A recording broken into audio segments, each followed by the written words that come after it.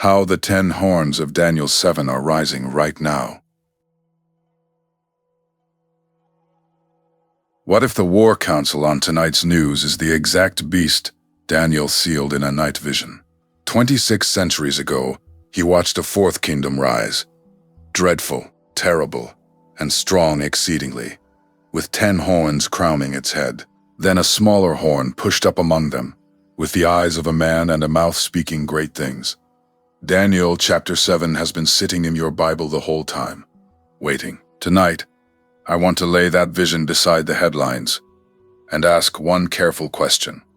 Not a date, not a name, only a pattern, and whether the 10 horns are finally coming into view. Between you and me, I do not say that lightly, and I am not here to set a clock. Daniel 7 verse 7 calls this last beast dreadful and terrible, an animal so strange the prophet had no name for it, only iron teeth, and those 10 horns. I want to hold that image the way a watchman holds a lantern. Steady, careful, framed as a possibility and not as a set date on any calendar. I believe the honest thing is to read the text first and let the news be nothing more than a question in the margin. Here is the road we are going to walk together. Daniel saw a succession of empires, 4 kingdoms rising and falling like waves on a dark sea, and the fourth one carried those 10 horns. Out of them comes the little horn of Daniel 7 verse 8, the mouth that boasts against heaven. But that is not where the vision ends. It ends with a courtroom, a verdict, and a promise. The saints of the Most High possess the kingdom, according to Daniel 7 verse 18. Empires roar, the saints inherit.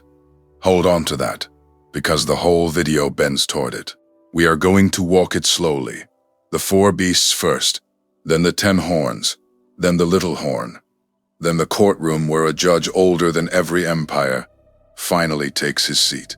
I am not going to rush you to the modern map before we have read the ancient one. That patience is the whole method, and I believe it is the only honest way to read a chapter this heavy. Now let me be crystal clear about what this is and what it is not. I will not name any living person as the little horn. This is an interpretive study, one careful reading of an ancient text, offered for you to weigh for yourself, not a prophecy I am claiming to speak over anyone's life. I have sat with Daniel 7 for years, and the more I read it, the less I want to point at a face, and the more I want to point at a pattern. Stay with me to the end. The payoff is not fear. The payoff is that the saints take the kingdom, and it lasts forever. Let me take you back to the room where this began. It is the first year of Belshazzar, king of Babylon, and Daniel 7 verse 1 tells us the old prophet lay down and had a dream, visions in his head, upon his bed. He was not a young man anymore. He had already outlived kings, and in the dark behind his eyes he saw the 4 winds of heaven striving upon the great sea, wind tearing at water, the whole ocean churned into chaos. Picture it, not a calm shoreline, a storm with no edges, the deep heaving under a sky that would not hold still. Then, out of that boiling sea they came. 4 great beasts came up from the water. Daniel says, each one different from the others. Not 4 fish, not 4 ordinary animals. 4 monsters, rising one after another, each stranger than the last. In the language of the prophets, water like that is never just water. The sea is peoples, multitudes, nations and tongues, the restless mass of human history. So when Daniel watches beasts climb out of the waves, he is watching kingdoms climb out of the nations. I believe that is the first key the text hands us, and it hands it to us plainly. Before we ever reach for a headline, sit with the strangeness of it for a moment. This is the same Daniel who read the writing on Belshazzar's wall, the same man who would soon be thrown to lions and walk out unbitten. He is not a nervous dreamer, yet what he sees here shakes him. One careful reading is that God was not showing him a comfort. He was showing him the shape of the centuries that his people would have to live through. And the prophet felt the weight of every one of them, because here is what surprises most readers. Daniel 7 verse 15 says, I, Daniel, was grieved in my spirit in the midst of my body, and the visions of my head troubled me. He does not rejoice. He grieves. He is disturbed. down to the bone. Why would a prophet weep over a vision from God? Many of us assume prophecy is thrilling, a secret to crack and celebrate. But Daniel wept, and I have come to believe he wept because he understood. He understood what the angel then told him in Daniel 7 verse 17. These great beasts which are four kings which shall arise out of the earth. 4 beasts, 4 kingdoms. A map of world history, drawn before most of that history had happened. Daniel was not looking at animals. He was looking at empires, real thrones, real armies, real centuries of his descendants living under foreign crowns. That is enough to trouble any faithful heart. I have sat with Daniel's grief for a long time, and it has changed how I read this chapter. This is not a puzzle for a clever mind to solve on a whiteboard. It is a burden. When you realize the beasts are kingdoms, and the kingdom are the world your children will inherit, the visions stop being entertainment. It becomes a way you carry. Daniel carried it. I think if we read it honestly, we carry a little of it too. Now notice how Daniel handles the mystery, because it protects us from 1,000 wrong turns. He does not guess. Daniel 7 verse 16 says, He came near unto one of them that stood by, and asked him the truth of all this. He asks. He lets the interpreter interpret. The heavenly messenger tells him what the beasts mean, and Daniel writes it down. That is the interpreter principle, and it is the whole method of this study. We let Scripture define its own symbols, rather than pouring our fears into them. And Scripture is not shy about defining them. This same night vision has an older twin. Years earlier, in Daniel chapter 2, Nebuchadnezzar dreamed of a great statue, a head of gold, chest of silver, belly of bronze, legs of iron, feet of iron mixed with clay. Daniel 2 and Daniel 7 are the same map drawn twice, once as metals, once as beasts. The gold and the lion are the same empire. The iron and the 4th beast are the same empire. When 2 visions line up like that, I believe we are meant to read them together, letting each one explain the other. So here is the discipline I am asking us to keep, and I hold myself to it more than anyone. Let the text define the beast. Let the text define the horn. Let the text define the sea. Most teachers rush to the modern map before they have finished the ancient one, but I have come to trust the slower road. The symbols are not ours to invent. Daniel already asked the interpreter. Our job is to listen to the answer he wrote down. There is one more reason I trust this slower road, and it comes from watching how often the fast road fails. Whenever readers skip the interpreter and pour their own moments straight into Daniel's symbols, they end up certain of things the text never said. A certainty that curdles into embarrassment a few years later. I have seen it happen in my own community, with sincere and good-hearted people. So I keep coming back to the discipline. Ask the interpreter. Let the beasts be what the angel said they were, and refuse to run ahead of the words on the page. It is slower. It is also the only way I know to read prophecy without getting burned. One more thing before we open the empires, one by one, and it is the thread of hope I promised you. Daniel 12 verse 4 says, This book was shut up and sealed till the time of the end. Sealed. Set aside like a letter with a later postmark, written for a generation not yet born. That is why this generation reads Daniel differently than Belshazzar's court ever could. I believe the vision was always meant to grow clearer as history caught up to it, and that the same God who troubled Daniel also promised him rest at the end of days. Hold that. We will need it. Watch the first beast climb out of the water. Daniel 7 verse 4 says, The first was like a lion, and had eagle's wings.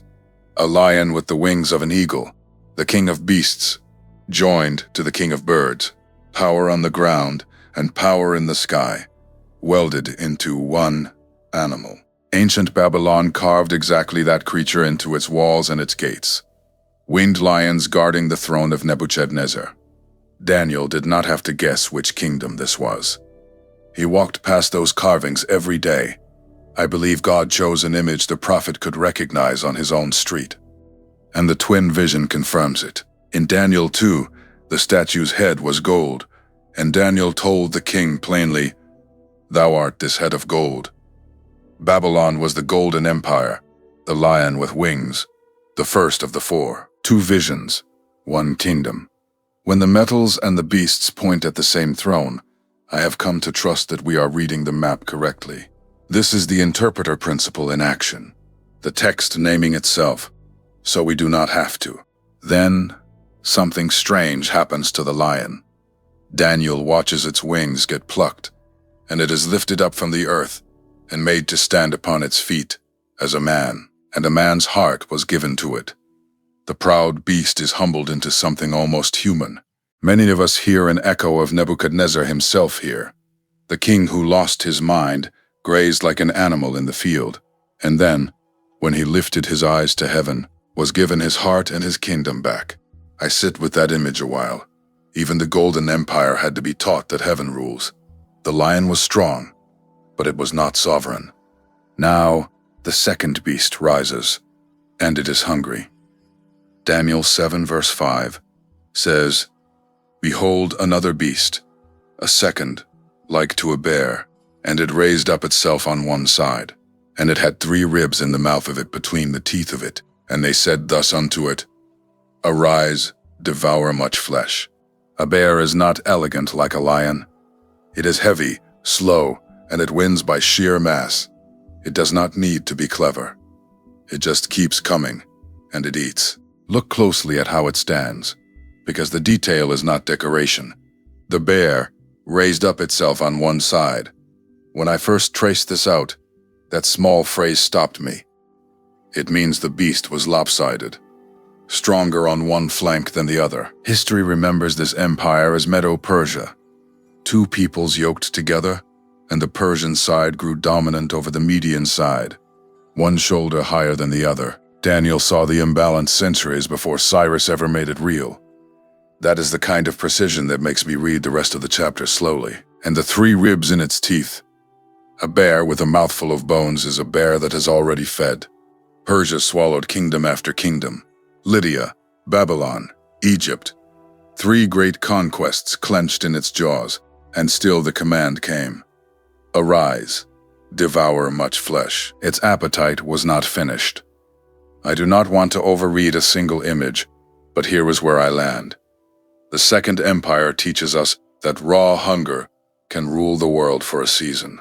It devoured much flesh. Yet it, too, was only the second beast, and the vision was still climbing toward the one that mattered most. The third beast comes fast. Daniel 7 verse 6 says, After this I beheld, and lo another, like a leopard, which had upon the back of it 4 wings of a fowl. The beast had also 4 heads, and dominion was given to it. A leopard is already the quickest hunter on the plain. Now give it 4 wings. This is speed piled on speed, an empire that moves faster than the mind can track.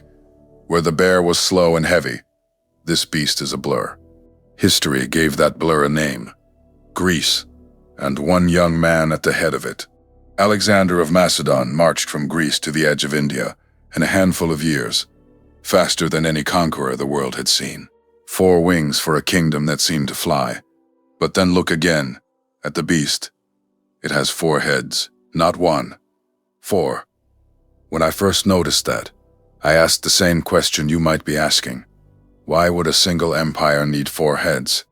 Because it would not stay one empire. Alexander died young, with no strong heir, and his generals carved the kingdom into pieces. The realm split 4 ways among his commanders, 4 heads growing where one conqueror had ruled. Daniel saw the division before there was anything to divide, and the text adds a quiet, humbling line. Dominion was given to it. Given, not seized. Many of us skim past that word, but I sit with it. Even the fastest empire in history only held power because it was handed to it from above. The leopard flew, but it did not lift itself. Now step back and see what we have watched. 3 beasts, 3 empires, a winged lion, a lopsided bear, a 4-headed leopard, and each one landed in history exactly as Daniel drew it. Babylon fell to Medo-Persia. Medo-Persia fell to Greece. Greece shattered into 4. This is not a vague horoscope that could mean anything. It is a sequence, specific and checkable, and it came true in order. That precision is the whole point of where we are going next, so let me be honest about my method. I do not build the fourth beast on my imagination. I build it on the track record of the first three. When a prophecy names 3 empires in advance, and each one arrives on time, I have come to give real weight to what it says about the fourth, not blind certainty. I want to be careful, not credulous, but earned trust. The text has been right 3 times in a row before our eyes. Let me name what this track record does to an honest reader, because it did it to me. When I lay the vision beside the history books, the match is not vague.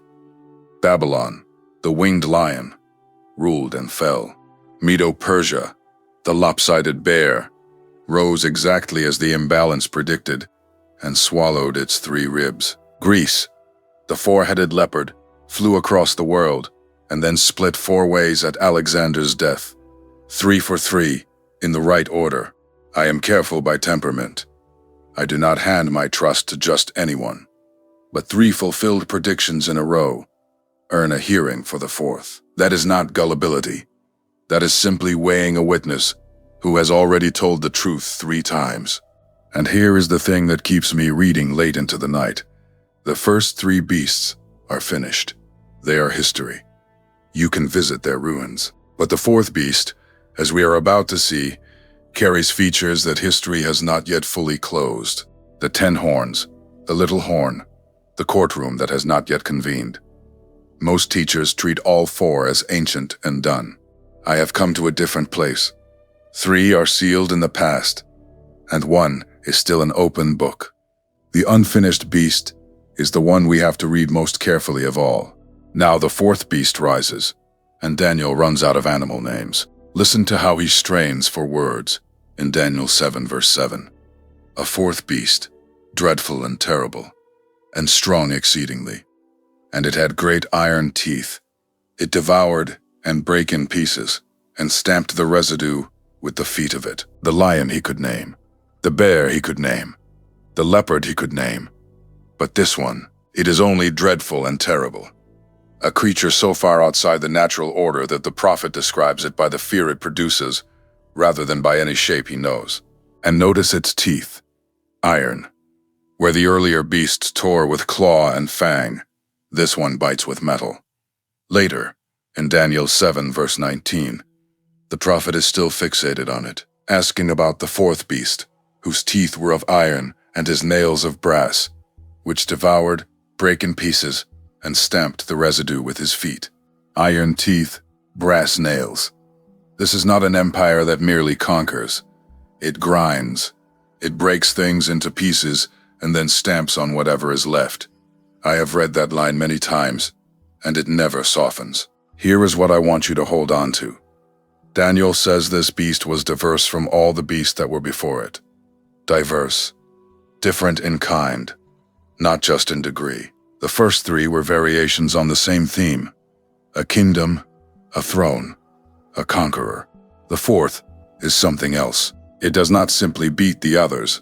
It operates by a different rule altogether. One careful reading is that the 4th kingdom is not just the strongest of the 4. It is a new species of power. I believe that difference matters enormously, and we will feel the weight of it before this study is done. Then Daniel's eye goes to the head of the beast, and this is where the whole chapter turns. On this dreadful animal are 10 horns, not 1 horn of dominant power, like a single emperor. 10, and the angel does not leave us to guess what they mean. Daniel 7, verse 24 says plainly, "The 10 horns out of this kingdom are 10 kings that shall arise. 10 kings growing out of 1 beast. A single empire crowned not with 1 head of state, but with 10. Sit with how unusual that is. A lion has strength, a bear has mass, a king has a crown. But 10 horns on 1 animal is a picture of shared divided rulership. Power split among many while the beast underneath stays 1 body. And once again, the twin vision confirms it. Remember Nebuchadnezzar's statue in Daniel 2. Its feet ended not in 1 foot, but in 10 toes, iron mixed with clay. 10 toes on the statue, 10 horns on the beast. I have come to believe those are the same 10, drawn twice, the final form of the fourth kingdom, a confederacy rather than a single crown. That word confederacy is the one I keep returning to, and I want to be careful with it. This is not one emperor ruling one empire the old way. It is 10 powers rising together out of a single system, allied, crowned and moving as one beast, while remaining 10. Many of us were taught to look for a lone superpower or a single strongman. I have sat with this text for years, and it keeps telling me to look instead for a gathering of powers. The fourth beast wears 10 horns. Whatever it becomes many-crowned. Remember that as we go on. Now I have to say something that will sound like criticism of the puppet, and I want to say it gently because I once taught it the wrong way myself. For centuries the most common reading has been simple. The fourth beast is Rome, full stop. Rome rose, Rome ruled, Rome failed. And that is the end of the fourth kingdom. It is a clean answer. It fits the history books, and I preach a version of it for years without blinking. But here is where I got stuck, and where I eventually changed my mind. The text does not let the fourth beast simply die and stay dead. Its 10 horns, its little horn, its boasting mouth, and its appointment with the courtroom of God all belong to the very end of the age, not to the fall of ancient Rome. So one careful reading, and I have come to hold it, is that the fourth kingdom is not merely an empire buried in history. It is the empire alive at the end. Rome may have been its first body, but the beast, in Daniel's vision, is still standing when the thrones are set for judgment. That is the empire the text is pointing at. I was wrong about this for a long time, and I want to be honest about why the correction matters. If the fourth beast is the only ancient Rome, then Daniel 7 is the history lessons, closed and finished. But if the beast is the system alive at the end, a revived Confederate form wearing those 10 horns, then the chapter is not behind us. It is ahead of us. I did not want to move off the tidy, Rome-only answer. The text moved me off it. The horns and the courtroom simply do not fit inside the year 476. Let me also draw a hard line here, because this is where studies like this go wrong and get dangerous. The judgment in Daniel 7 falls on a system, never on a people, and never on a race. The beast is a pattern of prideful, grinding power, the way empire behaves when it forgets that heaven rules. It is not a nation you can point at and hate. It is not an ethnicity. In my community, I have seen prophecy twisted into a weapon against flesh and blood neighbors, and I refuse to carry it that way. The beast is a spirit of power, and the verdict lands on the system, not on any human face. So what holds this confederacy together, and how stable is it? Go back one more time to the statue in Daniel 2, because it answers the question. The feet were iron mixed with miry clay. And Daniel 2 verse 43 says, "They shall mingle themselves with the seed of Nen, but they shall not cleave one to another." Even as iron is not mixed with clay, iron and clay can be pressed into the same foot. They cannot truly bond. You can force them together, but they will not become one substance. Let me slow down on why iron and clay is such a haunting picture, because it describes a kind of power we all recognize. Iron is force, the might of strong nations that can impose their will. Clay is the softer stuff, weaker states, shifting populations, borders drawn and redrawn. Press them into one foot, and you get something that looks unified from a distance and fractures under any real weight. The prophecy does not say the final kingdom will be weak. It says it will be strong and divided at the same time, iron enough to trample, clay enough to crack. I have come to think that is exactly why it needs 10 horns instead of one crown. A single conqueror would be pure iron. A confederacy of unlike powers is iron and clay, bound but not blended. I find that detail almost unbearably precise. The 10-horn kingdom is an alliance of unlike powers, strong iron nations and brittle clay nations, pressed into one foot, crowned on one beast, but never truly fused. It is unity you can see and cannot trust. Many of us look at any great coalition and assume that if it is powerful, it is solid. Daniel says the opposite about this one. It will be strong and cracked at the same time, mingled but not cleaving. Hold that picture of iron and clay. When we finally turn toward our own day, it is the first thing I am going to ask you to watch for. Now watch the horns, because something moves among them. Daniel 7 verse 8 says, I considered the horns, and behold, there came up among them another little horn, before whom there were 3 of the first horns plucked up by the roots. The prophet is staring at the 10 kings when an 11th thing begins to grow. It starts small, a little horn, almost easy to miss. But it does not stay small, and it does not come up peacefully. 3 of the existing horns are plucked up by the roots to make room for it. Torn out, uprooted. This new power rises by removing others. And then Daniel notices its face, if you can call it that. This horn has eyes like the eyes of man, and a mouth speaking great things. Eyes like a man. So this is not blind brute force like the bear. There is intelligence here, a watching, calculating awareness, and a mouth speaking great things, a voice that will not stop boasting. When I first slowed down on that phrase, it unsettled me. The most dangerous power in the vision is not the biggest horn. It is the smallest one, the one with human eyes and an endless mouth. I have come to believe that is a warning about the kind of ruler we should fear most. Let me hold this carefully the way a watchman should. The little horn rises among the 10. It comes out of the Confederacy, not from outside it. It is native to the system.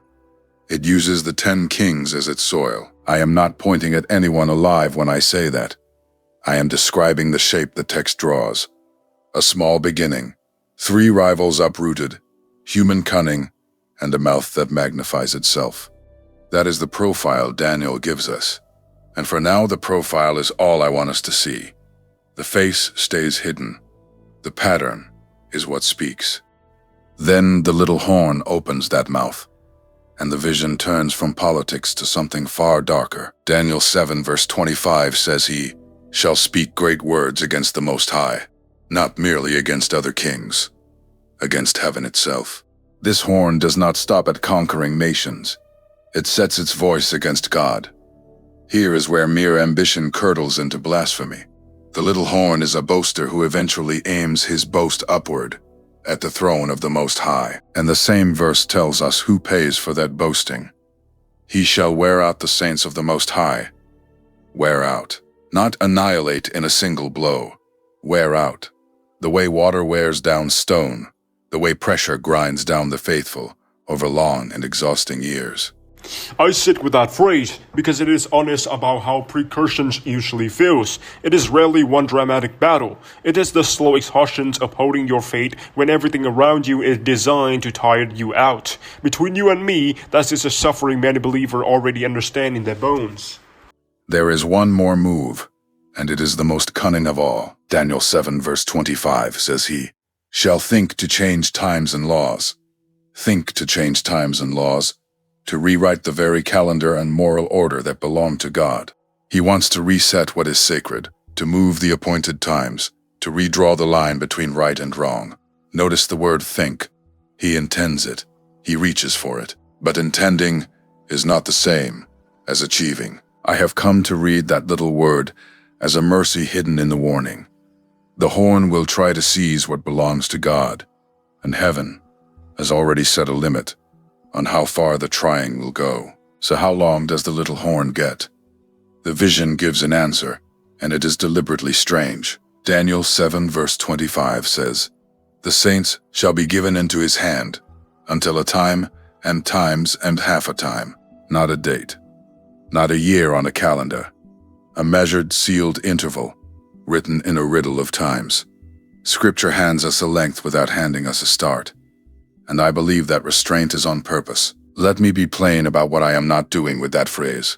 I am not going to convert it into a countdown, pin it to a year, and tell you the clock is running out. People have done that for centuries and been wrong every time, and each failed prediction has done real damage to real faith. What I see in a time, times, and half a time is the text's own way of saying there is an appointed limit, and only heaven holds the calendar. The horn's power is not open-ended. It is rationed. It runs until, and that little word, until, is a wall the horn cannot climb over. That is the mercy folded inside the warning, and it is where I land after years of reading this. The little horn gets a season, not forever. He is given the saints into his hand, but only for a measured time, and then the hand is pried open. Most teachers rush to calculate the season. I have come to care less about the arithmetic and more about the boundary. Heaven set a limit. The oppressor is on a timer he did not set and cannot extend. For anyone being worn out, that is not trivia.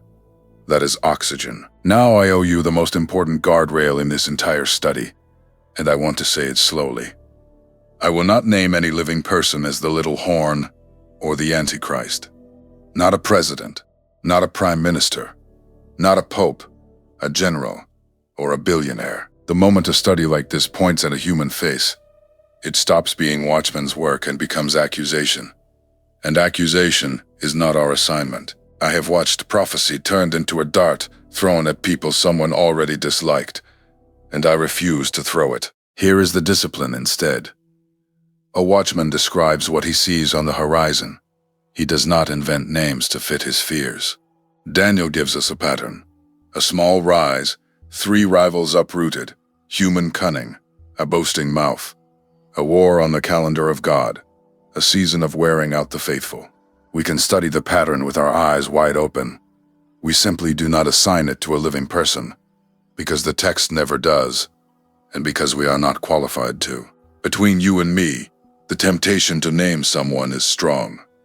Resisting it is part of reading this rightly, and there is a deeper reason to hold our fire, which the next segments will make unmistakable. Judgment on the little horn does not belong to us at all.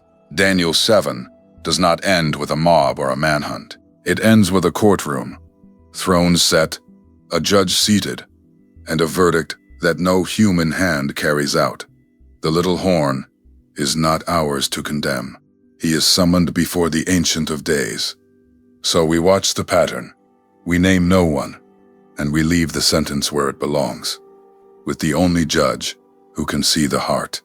Daniel is not the only one who saw the 10 horns.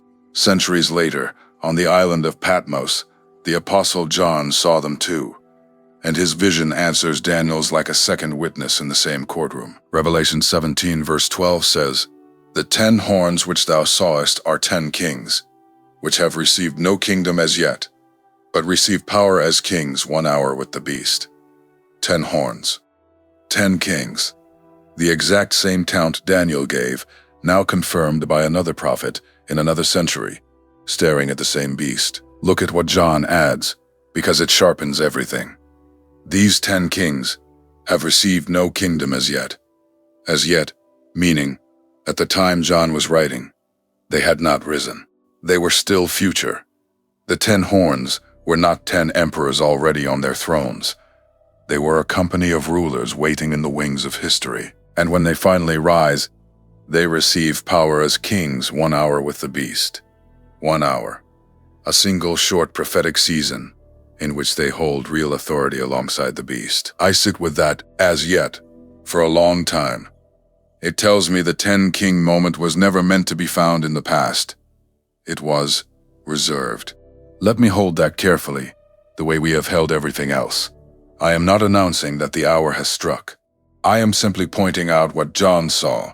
10 kings, once future, receiving power together with the beast for a brief and appointed time. That is the shape of the thing. When the horns rise, they do not rise for centuries. They rise for an hour. Whatever else that means, it means the Confederacy is a late and rapid development, not an ancient and permanent one.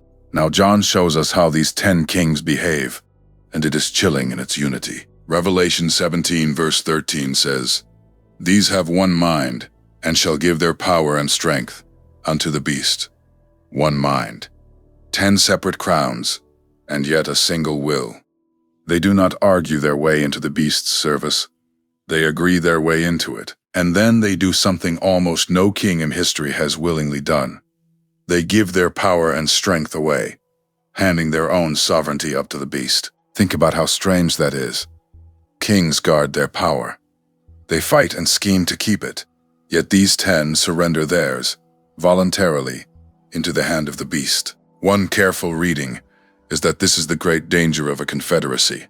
Not that it is conquered from outside, but that its members hand themselves over from within. Nobody has to invade them. They vote, they agree, they give. I have come to believe that is the most sobering line in the chapter. Power lost not by defeat, but by consent. And it all happens fast. That 1 hour from the previous verse hangs over this one.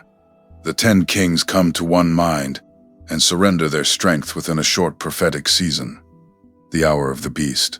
Between you and me, I find that quicker than I once imagined. I used to picture these things unfolding over slow centuries. John's vision reads more like a sudden convergence, a rapid coming together of many powers into one will, one beast, one brief and blazing hour. We are not there to declare that hour open, but we are here to know exactly what it will look like when it comes. Step back and notice what we are actually holding. 2 prophets, 600 years apart, describing the same beast. Daniel in Babylon sees a dreadful animal with 10 horns and a boasting little horn. John on Patmos sees a scarlet beast with 10 horns and 10 kings who serve it. Revelation chapter 13 fills in more. A beast rising from the sea, blending the features of a lion, a bear, and a leopard. The very beasts of Daniel 7, gathered into one body. This is not 2 unrelated dreams. It is one prophetic pattern, testified to by 2 witnesses. I do not think that overlap is an accident, and here is why it steadies me. Scripture itself teaches that a matter is established in the mouth of 2 or 3 witnesses. When Daniel and John, writing in different empires and different languages, draw the same 10 horns, the same beast, and the same short season of shared power, I have come to treat that as the text underlining itself. The confederacy is the shared frame. Both men saw a kingdom crowned with many horns, and both men saw it standing at the end. Let me be careful not to overreach even here. I am not stacking these passages to build a prediction. I am letting them interpret each other. Daniel gives us the succession of empires and the appointed limit on the little horn. John gives us the one mind, the surrendered power, the single hour. Read together, they say the same thing from 2 angles. At the end of the age, many powers become one beast for a brief and blazing moment. That is the harmony. And harmony like that, across 6 centuries, is not something I can wave away. But if John showed us the beast's cunning, he also showed us the beast's ceiling. And this is the line I want you to carry out of this segment. Revelation 17 verse 14 says, "Of these same 10 kings and their beast, these shall make war with the Lamb, and the Lamb shall overcome them. For he is Lord of lords and King of kings." They make war with the Lamb, and they lose. The verse does not say the Lamb might prevail or hopes to prevail. It says the Lamb shall overcome them. The outcome is not in doubt. It is already written. Sit with the contrast for a moment. 10 kings with one mind, a beast with iron teeth, a little horn with a boasting mouth, and all of it collides with a lamb. Not a rival lion, not a bigger beast. A lamb, the gentlest image in all of Scripture, who turns out to be Lord of lords and King of kings. I have come to love that the answer to the beast is not a stronger monster. It is the slain and risen lamb, and he wins without becoming what he fights. I want to pause on how quietly the lamb wins, because it reframes the whole battle.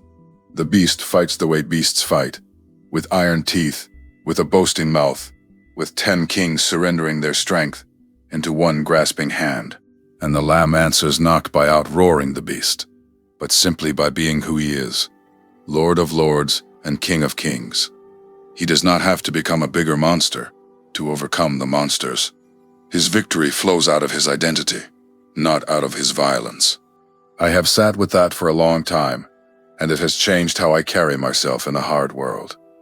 The final answer to the beast is not that the faithful learn to bite back. It is that the Lamb was always higher than every horn. And notice who stands with him. The verse says, "They that are with him are called, and chosen, and faithful." Called, chosen, and faithful. Not the powerful, not the 10 horns, the faithful ones who endured the wearing out and did not let go. Here is where I land after all these years of study, and where the thread of hope pulls tightest. The war is real, the beast is fierce, but the verdict was settled before the first horn ever rose. The Lamb overcomes, and the ones found with him are the very saints the little horn tried to wear down. So let me finally lay the ancient vision beside our own century, carefully, and with both hands open. In our lifetime, we have watched the powers of the West gather again and again around a single table, heads of many nations, sitting as one war council, while conflict burned somewhere on the map. It is a familiar picture now, and I will be honest with you. The first time I set that image next to Daniel 7, something in me went quiet. A single body made of many crowned powers leaning over one map. That is the shape of the fourth beast. But here is where I have to slow us both down, because this is exactly the point where studies like this go off the rails. I am reading this only as a possible convergence, not as a fulfillment. I am not telling you the councils on the news are the 10 horns. I am telling you they rhyme with the 10 horns, and a rhyme is not a proof. Hold it as a pattern to watch, the way a watchman notes a shape in the fog without swearing he knows the ship. Between you and me, the honest word here is possibly, and I refuse to trade that word for a louder one. Why so much caution? Because I have watched good people burn their credibility by pointing at a summit and shouting that prophecy had arrived, only to look foolish a year later. I do not want to do that to you or to this text, so I will say it plainly. I do not know that we are living in Daniel's fourth beast. What I can say is that the pattern he drew, many powers moving as one, is no longer hard to picture. Once it took imagination. Now it takes only a television. That shift is worth noticing, even if we name nothing. Think about what earlier generations had to imagine. A believer reading Daniel 200 years ago had to picture nations that could speak to each other across oceans in an instant, coordinate armies from a shared room, and act with a single will while flying 10 different flags. To them, 10 kings receiving power together for 1 hour was almost fantasy. The world was too slow, too scattered, too far-flung for that kind of unity. I sit with that, and here is what strikes me. The machinery that would make a 10-horn confederacy even possible simply did not exist for most of history. It does now. That does not mean the beast has come. It means one of the conditions Daniel's vision seems to assume, many powers able to move as one body in a single hour, has quietly become ordinary. I only want us to notice the ground has shifted under the text, not to announce that the text has come true. Now let me hold up today's map, the way I would hold up any evidence. One careful reading at a time. Look at how power actually arranges itself now. Not one lone empire ruling the earth, but blocks, clusters of nations, coalescing into larger councils, alliances leaning on alliances. The world has been sliding toward a handful of great gatherings of power, each pulling smaller nations into its orbit. I find that genuinely striking against a text that spoke of 10 kings receiving power together for 1 hour. And I want to be scrupulous here, because this is where fear likes to fill in blanks. I am not setting a date. I am not naming a single ruler as the little horn, and I never will. I name no one. What I am pointing at is a structure, not a person. The way sovereignty is drifting from scattered independent thrones toward coordinated blocks that increasingly act with one mind. That is describable without accusing anyone. It is the shape of the room, not the face of any man in it. Here is where I land after sitting with this for years. The most honest thing I can tell you is that the arrangement Daniel described, a confederacy of crowned powers, moving as one beast, Used to sound like an ancient myth, and now it sounds like a headline you half remember. That does not make it fulfilled. It makes it thinkable. And I have come to believe a faithful watchman is allowed to say a thing has become thinkable, as long as he is honest enough not to say it has become certain. Let me sharpen one contrast, because it is where I differ from a lot of end times teaching. For generations, many teachers looked for a single conqueror, one strong man who would seize the whole earth, the way Alexander nearly did. I understand the instinct. But if this is the shape the text describes, the fourth beast is not a lone conqueror at all. It is a confederacy. 10 horns, not one. A council of unlike powers, agreeing to move as one body while each keeps its own crown. That is a very different thing to watch for. And remember the strange metal in the statue's feet. Iron mixed with clay.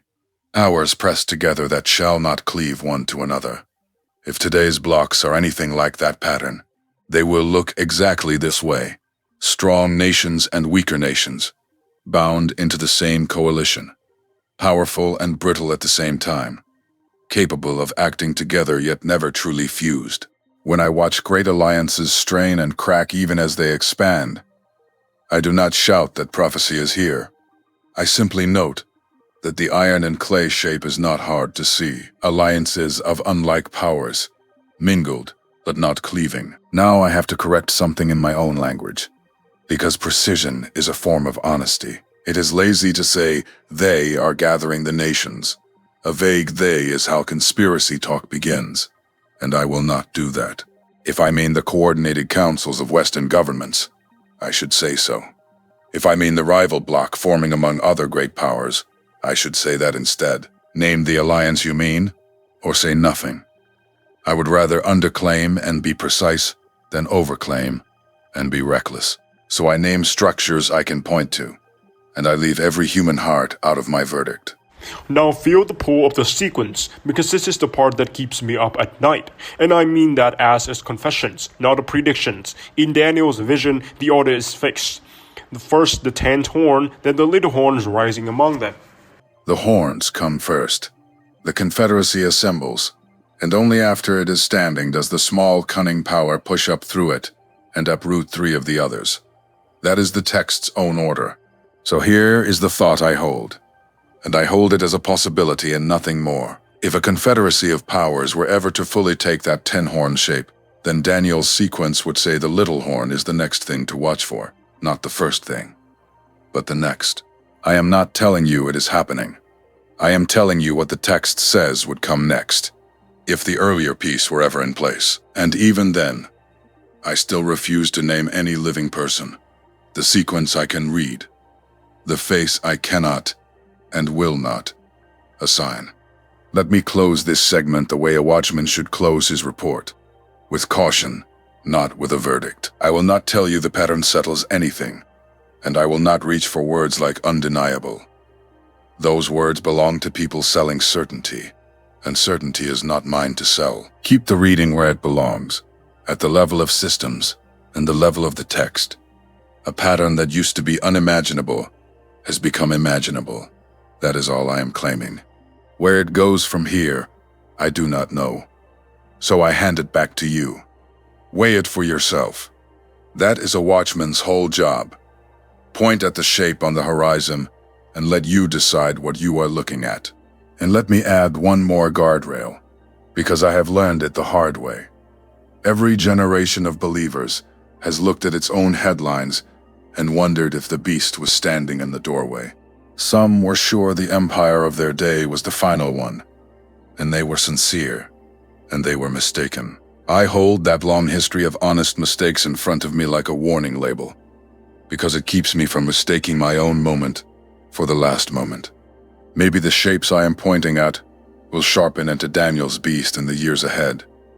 Maybe they will dissolve the way so many so-called signs have dissolved before. I genuinely do not know, and I have made my peace with not knowing. What I refuse to do is manufacture a certainty the text never handed me. A watchman can say, I see something moving on the horizon, without pretending he has read the enemy's whole battle plan. That honest uncertainty is not weakness. In a study like this, I have come to believe it is the most trustworthy thing I can put in your hands. So take the pattern, hold it loosely, keep your eyes open, and let the text, not the news and not my voice, set the weight you give it. And now the vision does something the news never can. It cuts away from the beast entirely and shows us a throne. Daniel 7 verse 9 says, I beheld till the thrones were cast down, and the Ancient of Days did sit, whose garment was white as snow, and the hair of his head like the pure wool. His throne was like the fiery flame, and his wheels as burning fire.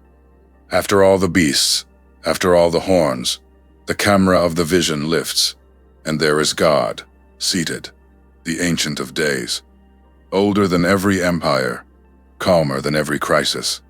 He does not rush in, he sits down. Let that image do its work on you, because I have leaned on it in some hard seasons. A garment white as snow, hair like pure wool, a throne of fire on wheels of burning flame. This is not a nervous heaven, anxiously watching the horns and wondering how it will all turn out. This is a judge taking his seat with the ease of one who already knows the ending. I have sat with this picture on nights when the world felt out of control, and every time it says the same thing to me. The beasts are loud, but they are not in charge. Then heaven convenes. Daniel 7 verse 10 says, A fiery stream issued and came forth from before him. Thousands ministered unto him, and 10,000 times 10,000 stood before him. The judgment was set, and the books were opened. A river of fire, millions upon millions of heavenly attendants. And then, two quiet, thunderous phrases. The judgment was set, and the books were opened. The court is now in session. Every deed of every horn is written down, and nothing has been forgotten. One careful reading of that open book is that no oppressor ever truly gets away with anything. It is all recorded. It is all read. Now watch what the seated judge does with the beast, because this is the answer to every wearing out the saints endured. Daniel 7 verse 11 says, I beheld then because of the voice of the great words which the horn spake. I beheld even till the beast was slain, and his body destroyed, and given to the burning flame. The horn was still boasting. Its great words were still echoing when the sentence fell, and in the middle of its own speech, the beast was slain, its body destroyed, given to the flame. The mouth that spoke against the Most High is finally permanently silenced. Sit with the timing of it. The little horn does not fall because a bigger horn defeats it. It does not fall because the saints raised an army. It falls because the court convened and the judge ruled. The boasting mouth is silenced not by a rival, but by a verdict. Between you and me, that is why we do not have to name it, chase it, or condemn it ourselves. The sentence on the beast is handed down from a throne of fire, not from us. And the other beasts, Daniel 7 verse 12, adds a fascinating detail. As concerning the rest of the beasts, they had their dominion taken away, yet their lives were prolonged for a season and a time. The earlier empires lost their rule, but lingered a while as fading cultures and memories. But the fourth beast gets no such lingering. Its dominion is not merely taken, its body is given to the flame.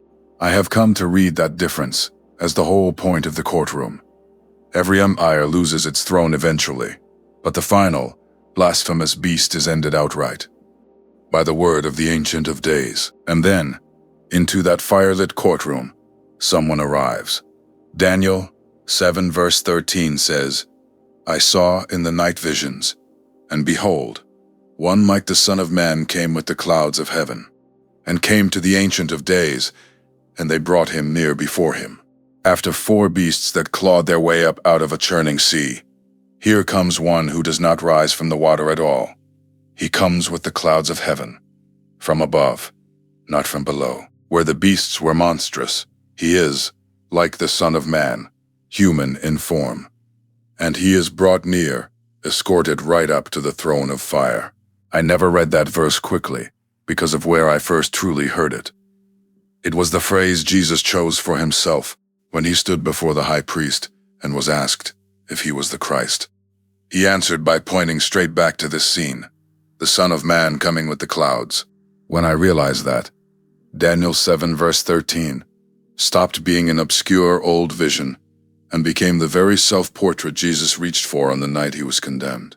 The beasts come up from the sea. The Son of Man comes down from the clouds. That contrast has never left me. And then heaven does the opposite of what the little horn tried to do. The horn tried to seize dominion by uprooting rivals. The Son of Man is given dominion by the hand of God. Daniel 7 verse 14 says, "There was given him dominion and glory and a kingdom, that all people, nations, and languages should serve him." Given, the same word that humbled every beast now exalts the Son of Man. All peoples, all nations, all languages, the very human sea the beasts rose out of, is now gathered to serve the one who came from above. What the horns grasped at and lost, he receives as a gift and keeps forever. Let me stay in that contrast a moment longer, because it is the hinge of the whole vision. Every beast in this chapter came up out of the sea, up from below, up from the churning chaos of the nations, clawing and grasping toward a throne. The Son of Man does the opposite. He comes down from the clouds, and he does not grasp at anything. He is brought near, and dominion is placed into his hands. One rises by force from beneath, the other descends in glory from above. I have come to believe that single difference is how you tell a true king from a beast. A beast climbs over others to seize a crown. The true king is given, one he never had to steal. The little horn tried to change times and laws to make himself great. The Son of Man is made great by the word of the Ancient of Days, and he never has to lie, uproot, or boast to receive it, because his is the one kingdom that does not fall. Daniel 7 verse 14 finishes, "His dominion is an everlasting dominion, which shall not pass away, and his kingdom that which shall not be destroyed." Read that against everything we have watched. Babylon passed away. Persia passed away. Greece shattered into four. The fourth beast is given to the flame. Every empire in this chapter has an ending, except this one. His dominion shall not pass away. His kingdom shall not be destroyed. The word that hangs over every beast is until. The word that hangs over the Son of Man is everlasting. Here is where I land, and it is the real answer to the fourth beast. For years I thought the climax of Daniel 7 was the destruction of the horn. The villain defeated, the mouth silenced. That is in there, and it matters. But I was reading it too small. The climax is not that the beast dies. The climax is that the Son of Man is crowned with a kingdom that can never die. The horns were always temporary. The Lamb who is also the Son of Man was always the point. That is the true and final answer to the dreadful beast.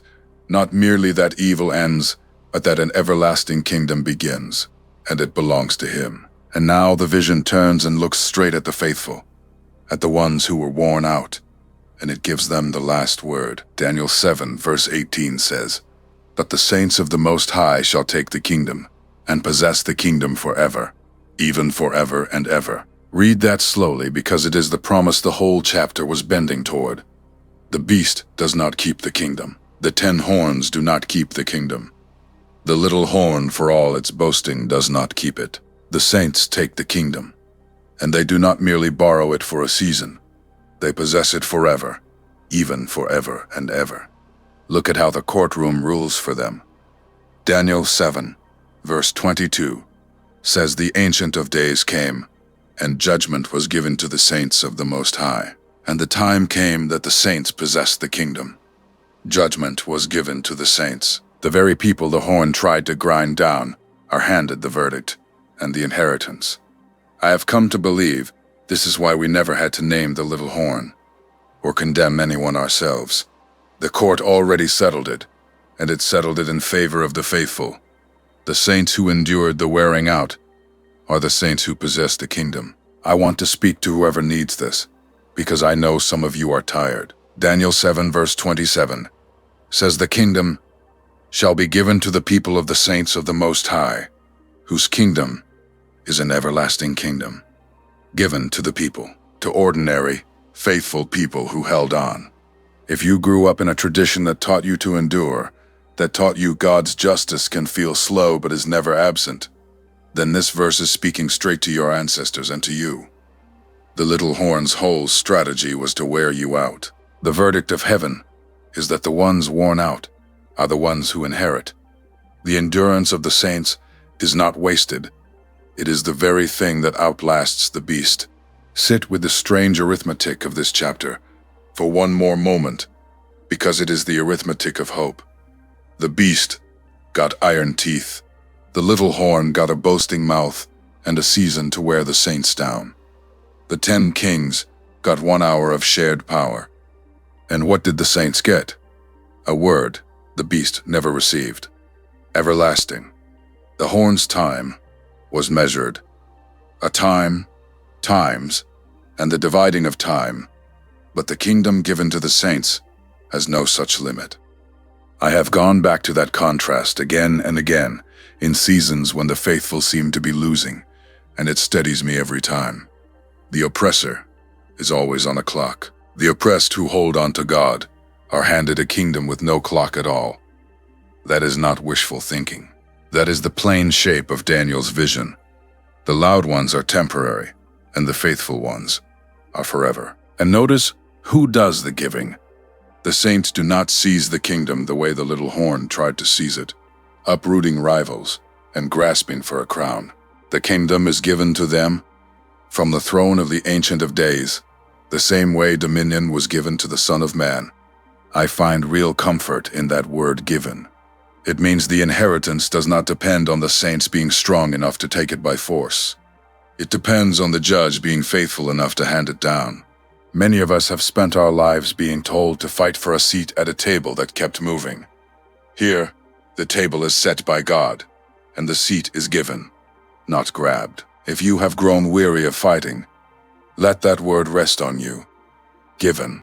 So here is where I leave you, and it is exactly where I have tried to stand the whole way through.